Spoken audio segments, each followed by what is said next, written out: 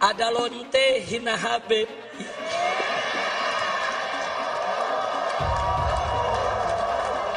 Pusing. Ampe lonte ikut-ikutan ngomong. Saya nggak marah. Cuman ada umat yang marah. Ngancam mengepung lonte. Polisi kalang kabut jagain lonte. Iya.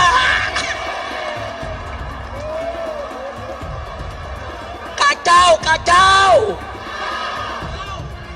Lonte hina Habib dijaga polisi. Kacau tidak?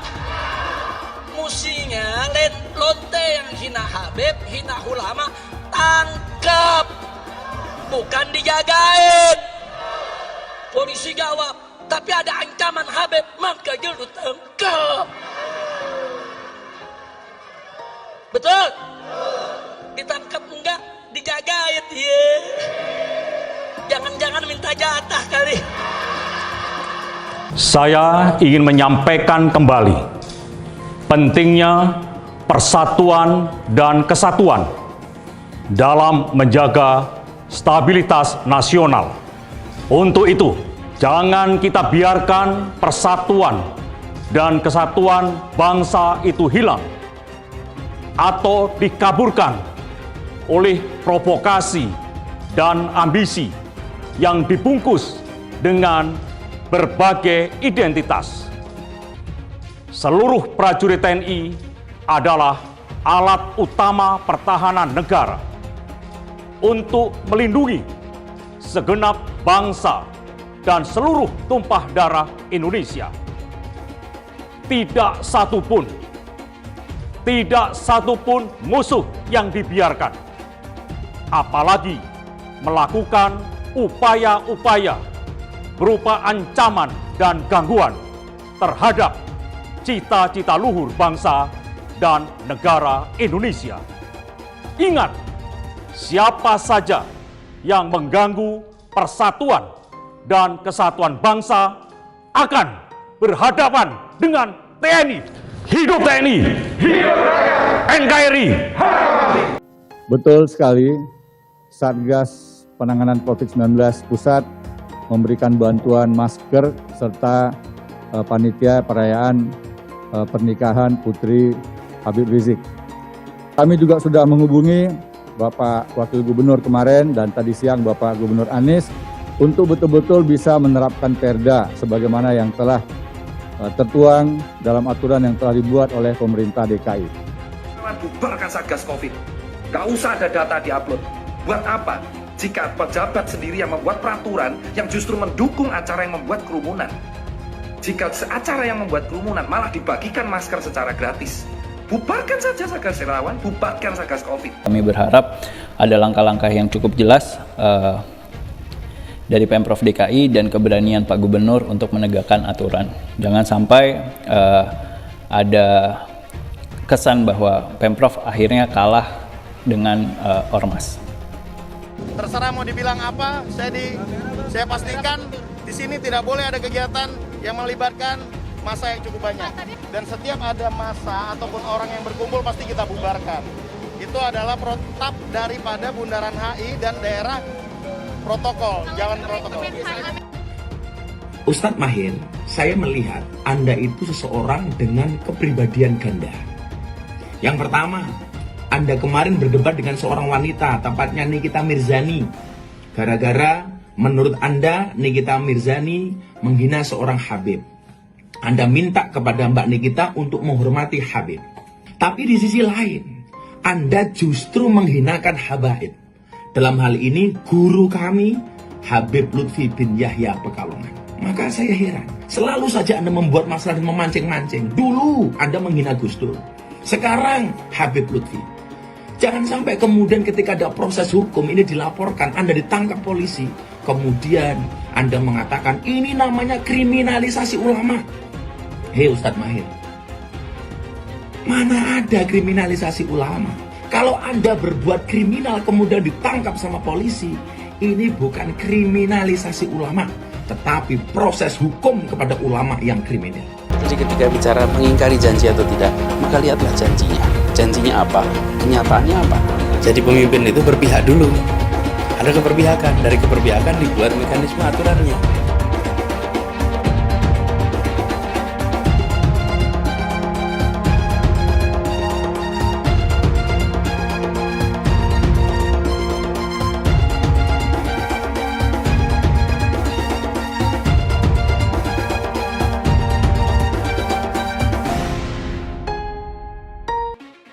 Jangan ini berulang. Jangan kita sampai kembali lagi. Bila kita tidak disiplin, bila pusat perbelanjaan dibuka secara bebas tanpa protokol kesehatan, bila restoran dibuat penuh karena ingin kejar keuntungan, bila perkantoran memaksakan untuk semua orang masuk bersamaan mengejar target, bila ibadah massal dilakukan secara masif, terjadi kerumunan tanpa jarak aman, maka konsekuensinya kita bisa menyaksikan lonjakan kasus seakan kita kembali ke bulan-bulan sebelumnya. Dan bila itu sampai terjadi, maka Pemprov DKI Jakarta, gugus tugas DKI Jakarta tidak akan ragu, tidak menunda untuk menggunakan kewenangannya, menghentikan kegiatan sosial ekonomi di masa transisi ini.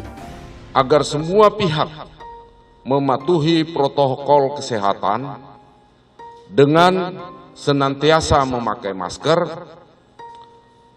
menjaga jarak aman dengan orang lain, mencuci tangan dengan sabun, dan menghindari kerumunan.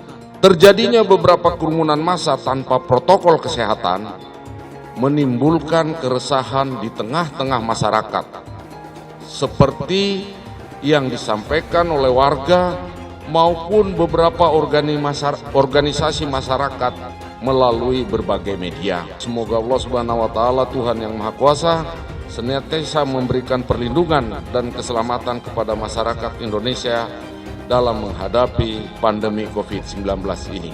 Iya, menurut saya Said Agil Siraj ini, ya saya khawatir Pak Said Agil Siraj Ketua PBNU lagi geger otak. Profesor Doktor alumni Ummul Qura Mekah, tapi kok pernyataannya ngawur. Mungkin dia lagi mimpi basah, jadi ngomongnya geger otak. Rakyat kecil yang nggak patuh protokol kesehatan didenda. Giliran ada yang bikin kerumunan, ribuan orang berkali-kali dibiarkan. Ada yang dari luar, gubernurnya malah sowan. Kenapa takut? Padahal tegas itu yang dirindukan kami, rakyat Indonesia. Gubernur goblok. Pada Nikita Mirzani, kami ingatkan, kalau Anda tidak ingin dimulai, janganlah memulai. Kalau Anda tidak ingin dihina, janganlah menghina. Apa yang telah kau ucapkan harus kau pertanggungjawabkan.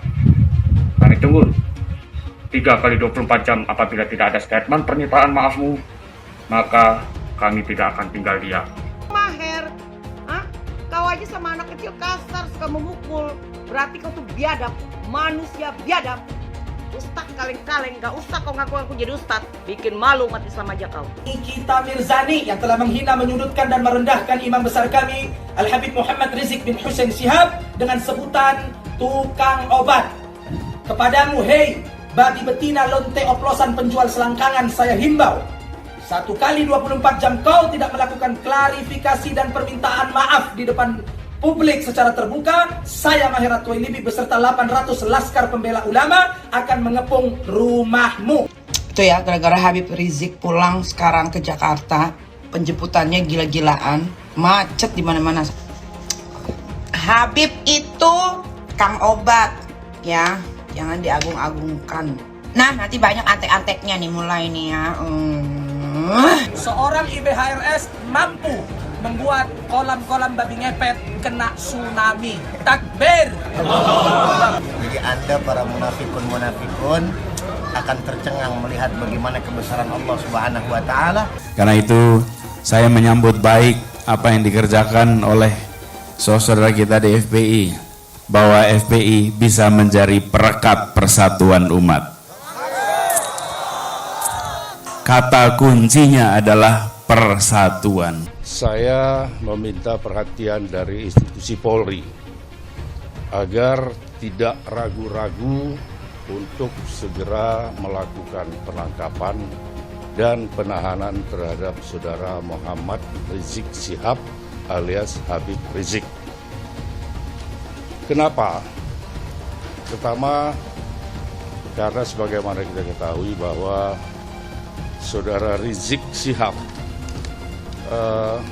telah dilaporkan oleh berbagai pihak, baik kelompok maupun perseorangan.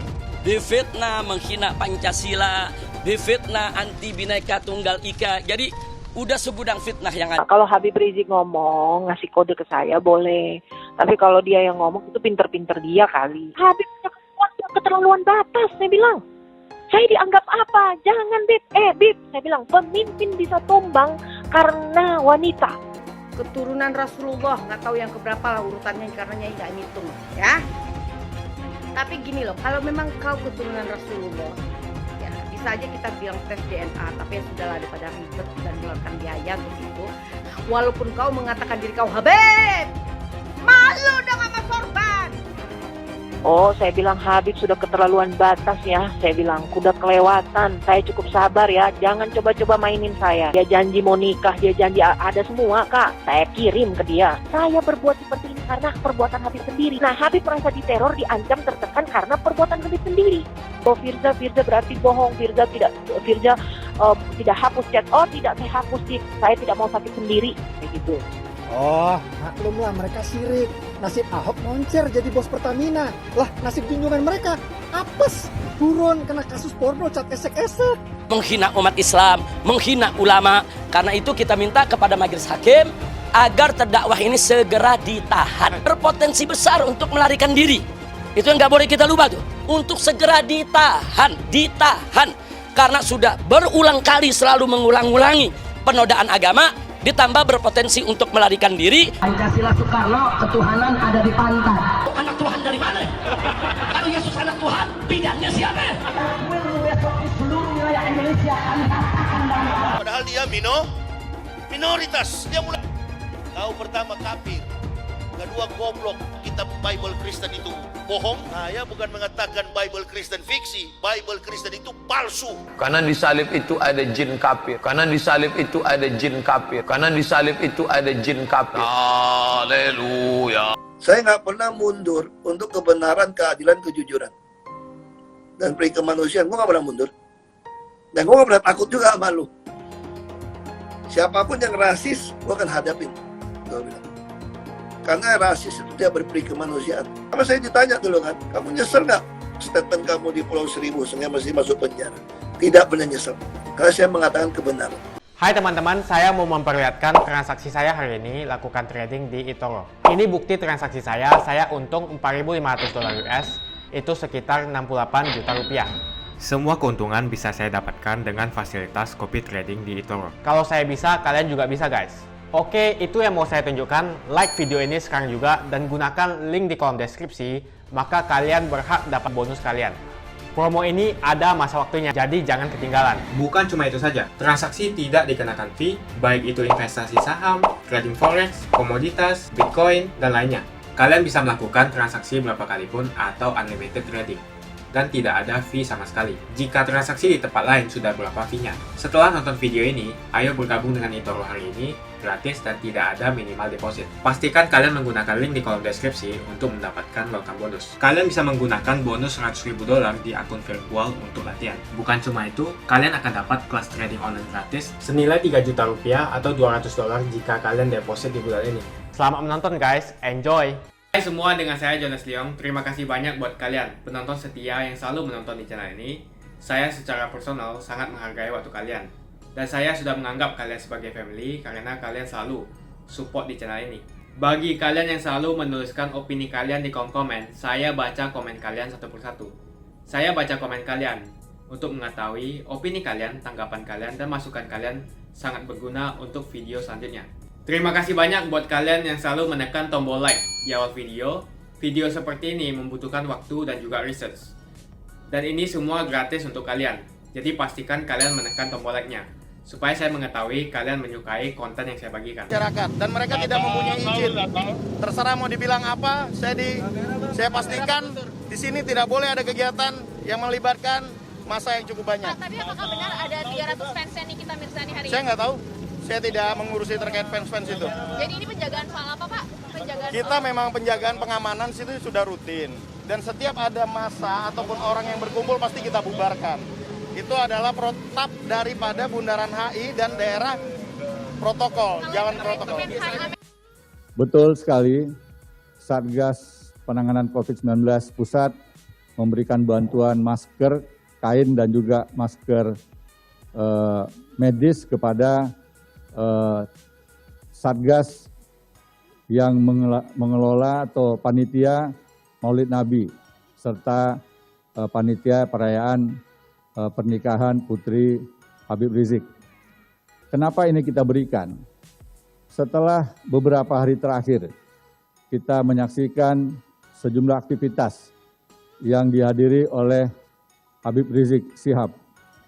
Banyak sekali masyarakat yang mengabaikan protokol kesehatan, tidak menjaga jarak, dan banyak yang tidak menggunakan masker. Dan ini sangat kita sayangkan, karena setiap pakar epidemiologis, pakar kesehatan masyarakat, dan seluruh pimpinan, baik di tingkat nasional dan juga di tingkat daerah, selalu mengingatkan tentang bagaimana kita harus patuh kepada protokol kesehatan. Mungkin bagi mereka yang usia muda, sehat, apabila terpapar COVID, relatif bisa sembuh dalam waktu yang tidak lama. Namun pengalaman kita selama ini, ketika yang terpapar itu lansia dan penderita komorbid, maka risikonya sangat fatal. Saya ulangi lagi, sangat fatal.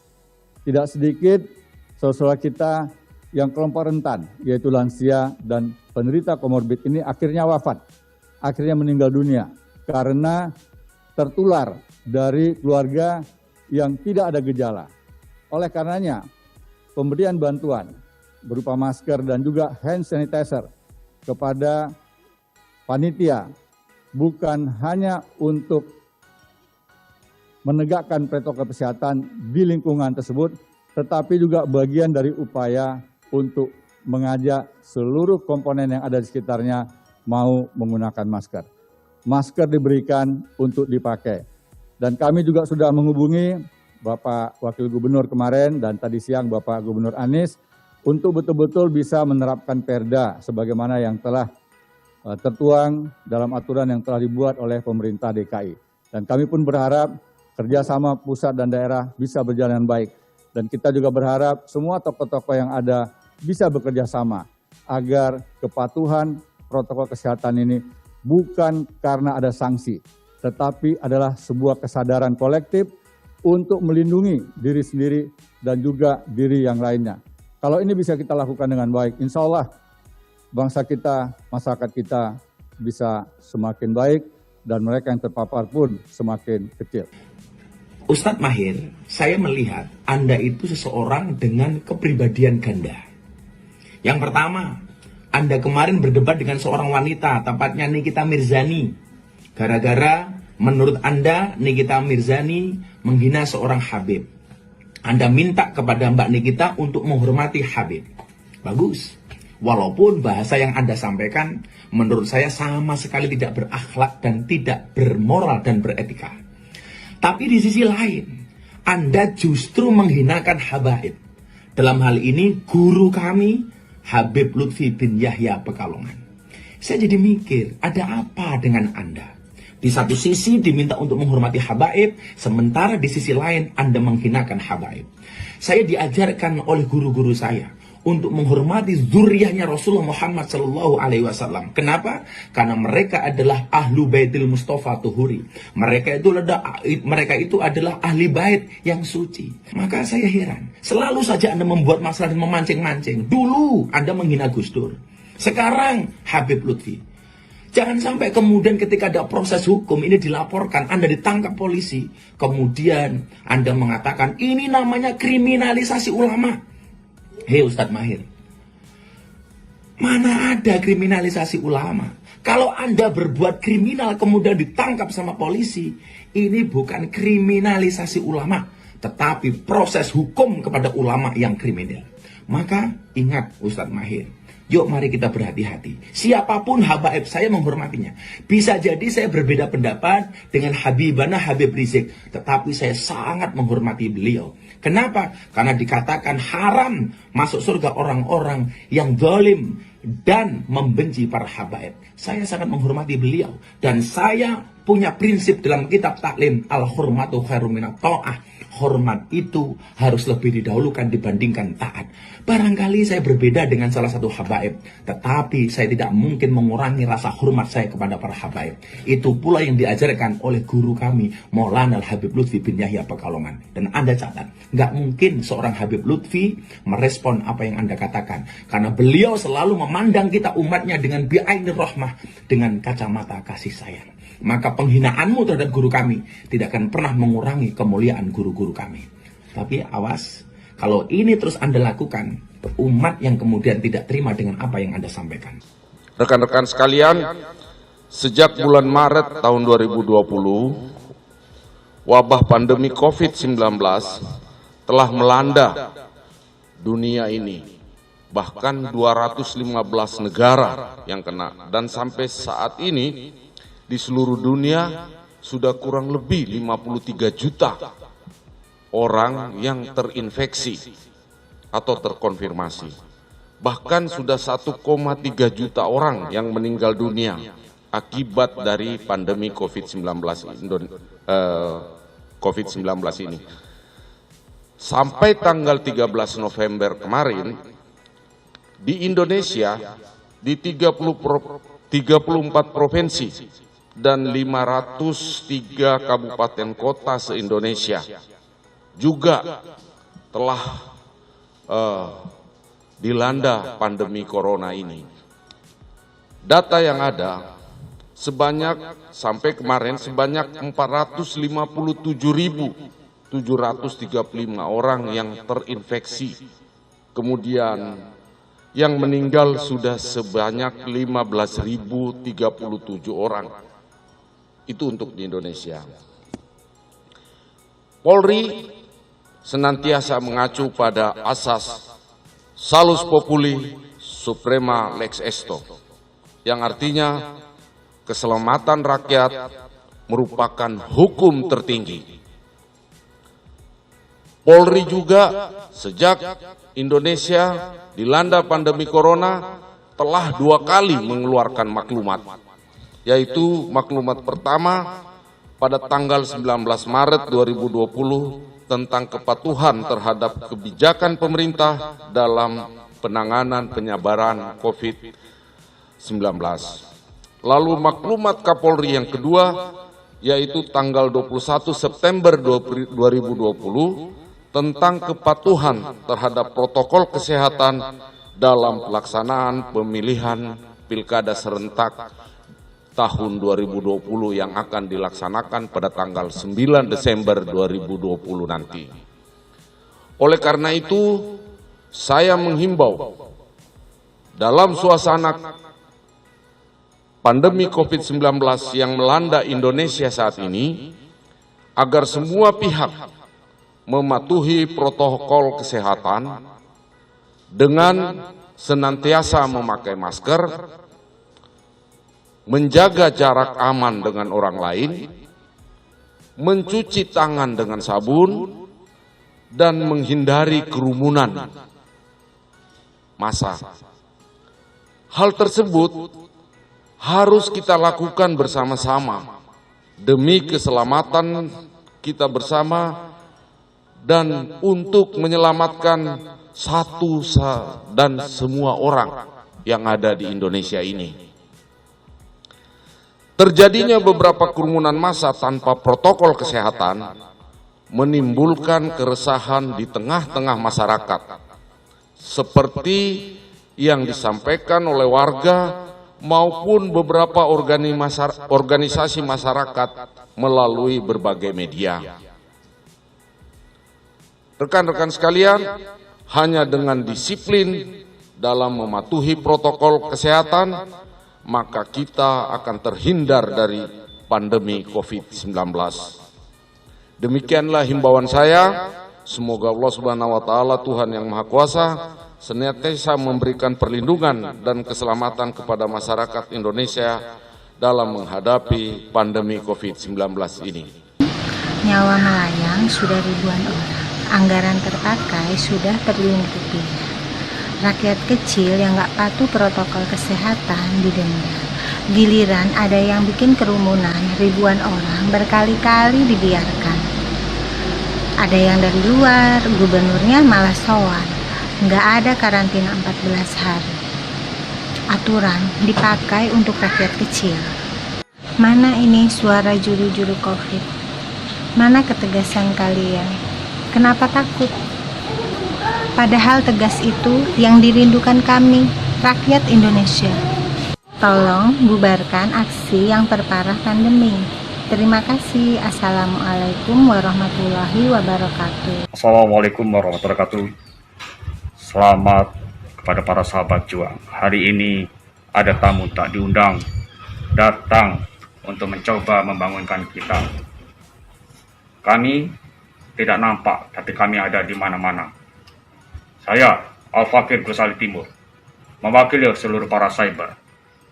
Kepada Nikita Mirzani, kami ingatkan, kalau Anda tidak ingin dimulai, janganlah memulai. Kalau Anda tidak ingin dihina, janganlah menghina. Apa yang telah kau ucapkan harus kau pertanggungjawabkan.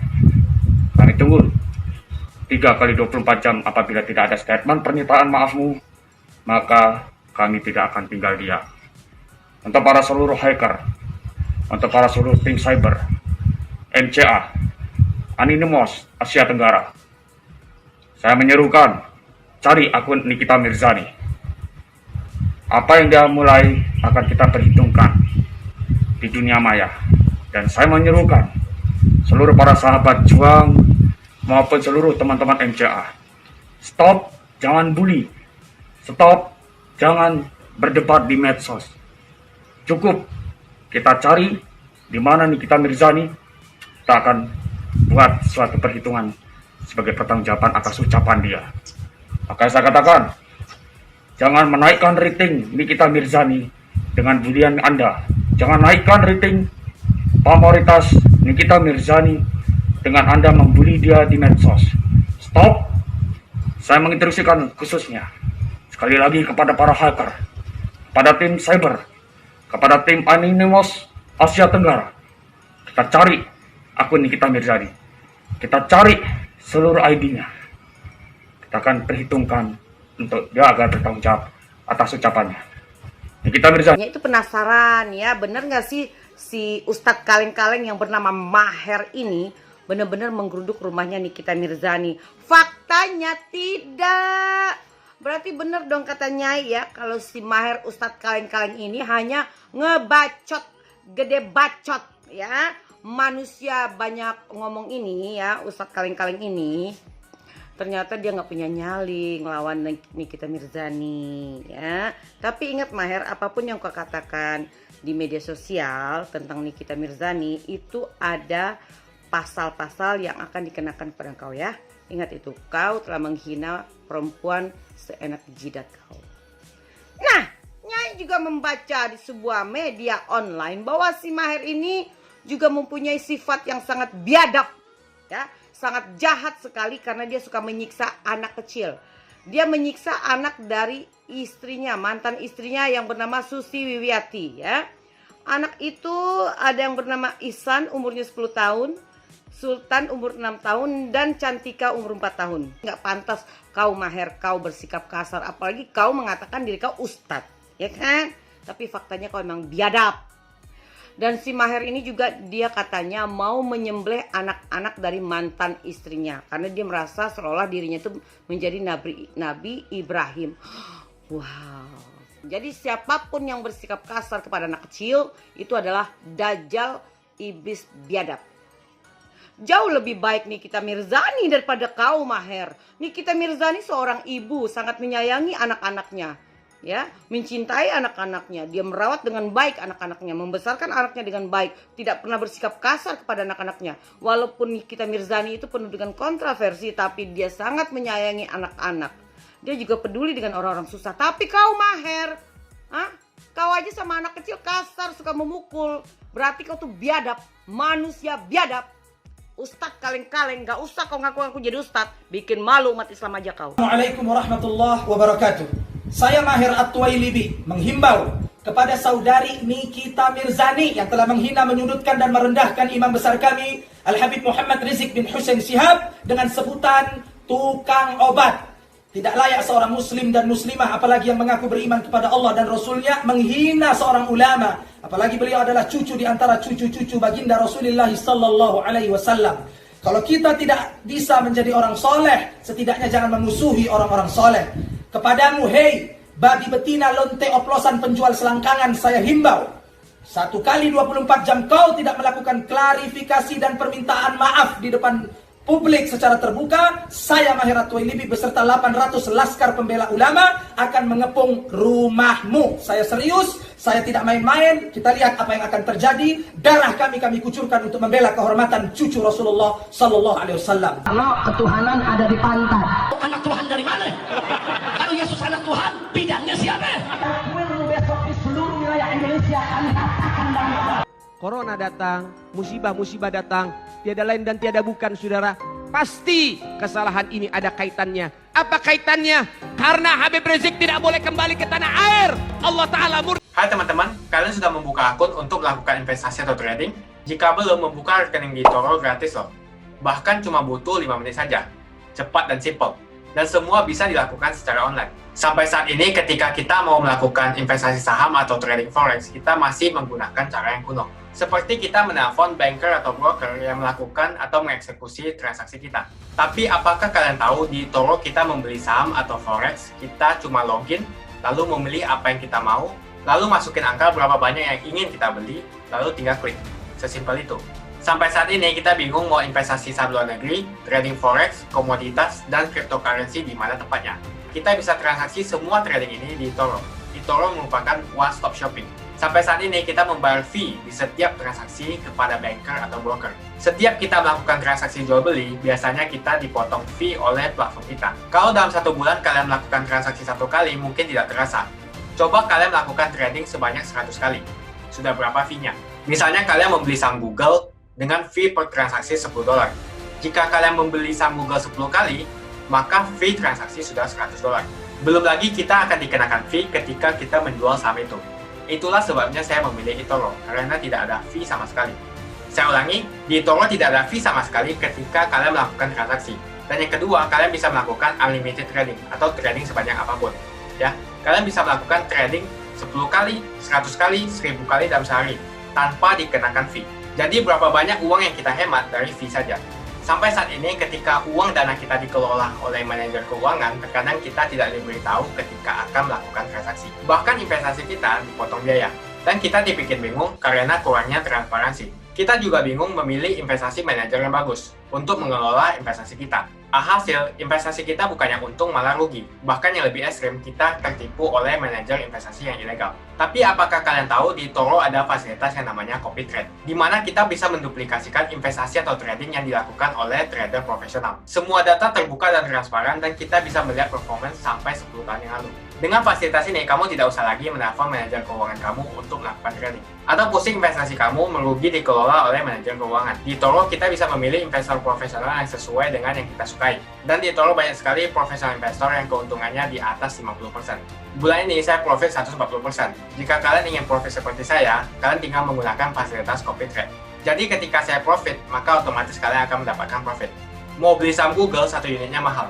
Di eToro kalian bisa beli di bawah 1 unit atau pecahan unit. Contohnya kita membeli saham Google dengan hanya $50 saja, yaitu 0,02 unit. Di platform lain, kalian diwajibkan untuk membeli minimal 1 unit atau $1.500 untuk saham Google. Dengan $50 atau Rp700.000 saja, kalian sudah bisa memiliki saham Google. Menarik bukan? Saya sudah lama menggunakan eToro dan minggu ini saya profit 140%. Jadi bergabunglah dengan eToro dan mulai profit hari ini. Jadi apa yang kalian tunggu, mendingan kalian cobain sendiri aja deh. Tutorial bisa kalian cek di kolom deskripsi dan kalian harus menggunakan link di kolom deskripsi untuk mendapatkan welcome bonus. Jika tidak, maka tidak akan mendapatkan bonus. Dan gunakan bonus $100.000 di akun virtual Anda untuk mengenal lebih jauh tentang eToro atau bisa digunakan untuk latihan. Bukan cuma itu, kalian akan dapatkan kelas trading gratis yang nilainya Rp3 juta jika kalian deposit di bulan ini. Banyak buat kalian yang nggak skip dan nonton video ini sampai habis. Saya secara personal sangat menghargai waktu kalian. Makasih banyak buat kalian yang sudah tekan tombol subscribe, dan makasih banyak buat kalian yang sudah tekan tombol loncengnya. Jangan lupa bagikan informasi ini ke teman atau family Anda. Mungkin teman atau family Anda membutuhkan investasi ini. Oke guys, sekian dulu dari saya. Jangan lupa follow Instagram saya di @johannesleongofficial untuk kata-kata motivasi setiap harinya. Bagi kalian yang termotivasi nonton video ini, ayo like video ini dan subscribe di channel ini. Dan buat kalian yang sudah subscribe di channel ini, jangan lupa tekan tombol loncengnya supaya kalian mendapatkan notifikasi setiap kali saya upload video. Saya menggunakan eToro untuk melakukan investasi. eToro merupakan broker multi aset di mana Anda dapat berinvestasi pada pasar keuangan global, seperti di saham, komoditas, forex, cryptocurrency, atau di ETF. eToro juga dikenal dengan social trading platform, di mana Anda bisa mengcopy transaksi dari trader profesional, sehingga cocok sekali bagi Anda yang sibuk atau tidak memiliki keahlian untuk trading atau berinvestasi sendiri. Misalnya Anda menggunakan copy trading untuk menduplikasi aktivitas trading saya. Jika saya profit, maka kamu akan otomatis profit. Mau profit seperti saya? Gunakan copy trade hanya di eToro. Pastikan gunakan link di kolom deskripsi untuk mendapatkan bonus.